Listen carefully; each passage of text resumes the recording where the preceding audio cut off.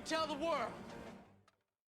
Hi, I'm Johnny. This is Johnny Likes, the show where I talk about movies that I like. Today I'm going to talk about a movie that wasn't financially successful or well received upon its initial release, but has gained quite the cult following over the years. Today, Johnny Likes Big Trouble in Little China.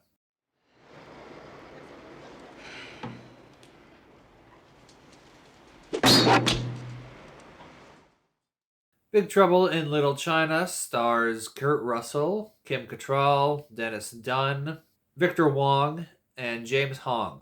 It was directed by John Carpenter, and it was written by Gary Goldman, David Z. Weinstein, and W.D. Richter. So Jack Burton is an overconfident truck driver, and after a night of gambling with his buddy Wang Chi, he finds himself inadvertently involved in a Chinese gang war in 1980s era San Francisco. He's got to help Wang rescue. He's got to help Wang rescue. He's got to help Wang rescue his kidnapped fiancée from the mystical businessman David Lo Pan. Along the way, they meet several characters who help them along in their quest. I don't really remember the exact details of the first time I saw this movie. I was probably like 8 or 10 years old. And I remember liking it, but not loving it. I liked all the cool magic stuff and the action, but it just didn't connect hugely with me. And that was kind of the extent of my experience with the movie up until the summer of 2015. I graduated college and was struggling to find a job. This movie kind of became the one that I would put on to distract myself from being broke and jobless. It would just distract me for a couple hours a day. I'd just feel better watching this movie. It had some sort of nice little effect on me. I don't know how many times I watched this movie that summer, but it was a lot, and I still put it on every once in a while. Like usually when I'm feeling kind of sick or like laid out on the couch, I'll put it on. Or if I'm trying to find a movie that's kind of like this, but not this one, and I can't find one because it's fairly unique. Because there's not too much like it, then I often just end up watching this instead of something else. Let's start with the acting in the movie. The performances overall are pretty darn good. I'd say the standout is actually Kim Cattrall as the fast-talking lawyer Gracie Law. She has to spout all this like rapid-fire dialogue, and she does it with such gusto that it just seems effortless. If we get over there tonight fast, maybe we can buy her back. A search warrant's too complicated. Violence out of the question. Hold it. She kind of reminds me of like a live-action anime girl. Dennis Dunn, as the actual hero of the movie, Wang Chi, is quite likable. He's quick on his feet and pretty nimble. He's willing to do whatever it takes to get the girl, which is viable. Victor Wong is memorable as Egg Shen, the bus driver, and who knows a thing or two about Chinese black magic. See? That was nothing. He's like an uncle who would always tell you stories, and you kind of thought like, oh yeah, sure, uncle. But then one day you find out that no, actually these stories are true. That's kind of the vibe I got from him, and he did that quite well. James Hong is great and appropriately witchy as the ancient David Lo Pan. He cackles gleefully at every opportunity, and he's fun to watch just ham it up. Shut up, Mr. Burton. You are not brought upon this world to get it. Last but not least, we got Kurt Russell, who is spot on as the, I don't want to say arrogant, he's a little bit arrogant, as Jack Burton. He's the quote-unquote hero of the story. He's well-intentioned, but like without Wang, he would have gotten himself killed several times over throughout the movie. It's a fun spin on the traditional American action hero who's all action and no thought and somehow comes out on top. Well, that's not exactly how this works.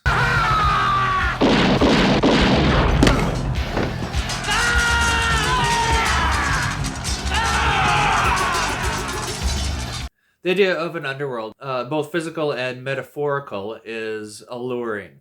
We often want things to be more complex and more meaningful than they actually are. We long for the special and the unique. It's more fun to believe that there's more than going on than meets the eye. Well, this movie has both the physical underworld and the metaphorical underworld. It's got an actual physical underworld where the squad of our fellowship, our gang of folks, our cast of characters on the quest here, they literally descend beneath San Francisco, lower and lower, underneath Lopan's, not palace, but underneath his lair. Let's call it his secret lair. And then we've got the metaphorical underworld in the criminal aspect, where we briefly see the two rival Chinese gangs that exist in America, in San Francisco. The mysticism and magic in this movie are the real draw, apart from the action and humor. And the three spirits are a lot of fun. There's rain, thunder, and lightning. I have no idea if these are based at all in real Chinese mythology, or if it is just made up straight for the movie. But what I do know is I found them interesting. I like their little inventive but completely impractical weapons that they all bring out when they're introduced. Like the one guy's got a couple forks, and the other guy's got like the crazy spinning thing. It's like, how are you supposed to use those? And they're not really all that threatening, but it's still fun to watch.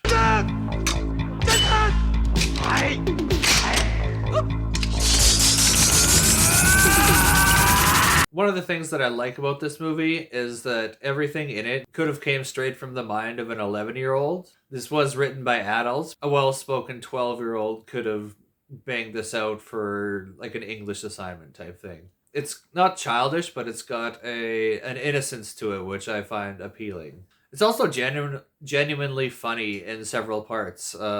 Jack Burton fighting the final battle with Lo Pan with lipstick smeared all his face, unbeknownst to himself, is really funny. You know what old Jack Burton always says at a time like this? Who? Jack Burton. Me.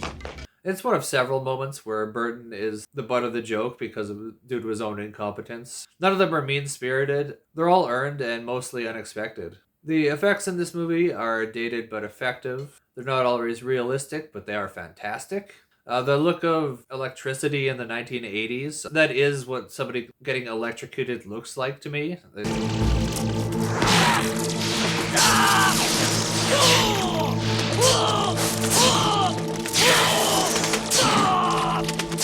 The makeup effects were quite well done in the movie as well, especially making James Hong look about 2,000 years old when he's probably only about 60 here. Many mysteries, many unanswerable questions, even in a life as short as yours. The sets were all imaginative and very well built, and they definitely helped to transport you to another world. There's one shot in particular that I think summarizes the whole feel of the movie.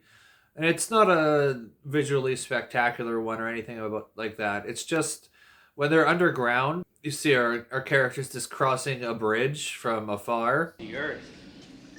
What you mean, oil? I mean blood of the earth. 1,000 years ago. It just looks to me like people going on an adventure, and I just love the feeling that it gives me. For the most part, that is the kind of the draw for this movie. Like, it's not particularly anything, but I do love the feeling that it gives me, and that's really important when it comes to movies. For the most part, the camera work and cinematography didn't really stand out to me, but there were a few really good shots, like memorable ones for me. There's one that springs to mind where there's the one I just mentioned where they're underground, but there's another one where they're at the airport in the parking lot. I quite enjoy that one.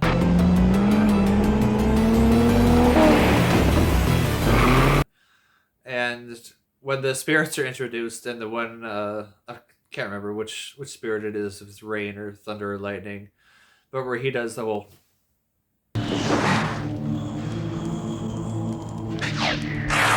like that gopher meme from like 1,000 years ago. Yeah, that's pretty classic as well. Oh, another one is where Lo Pan gets run over in the alley by Burton's semi, the Pork Chop Express. I don't know why I like this one. I just like this kind of frail scarecrow getting bumped and then disappearing. I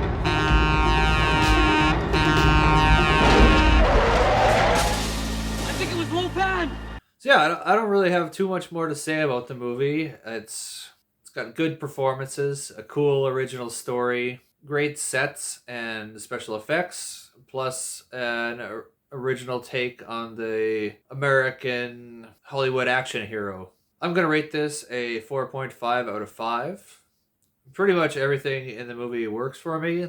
Any kind of complaints I have are just very minor. Like, what was up with the floating testicle eyeball guy near the end? Like, what? Don't get a nigga CK!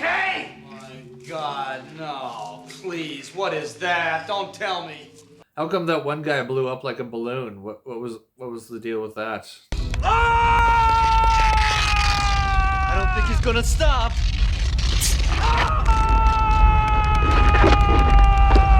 Come on!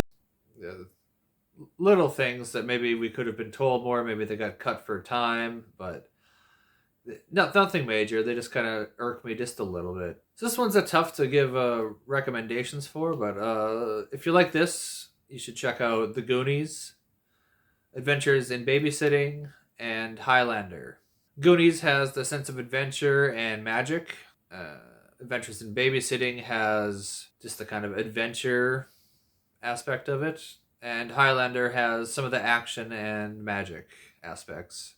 I can't think of anything that's similar to this. What's John Carpenter's most underappreciated film? What's another word of mouth film? Like a movie that found its following once it got to video, but didn't get money and people didn't like it in the theater.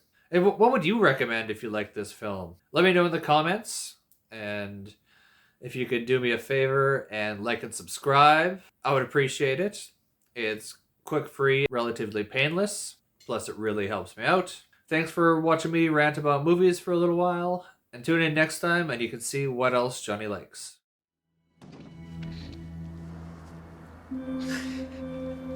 Feel pretty good.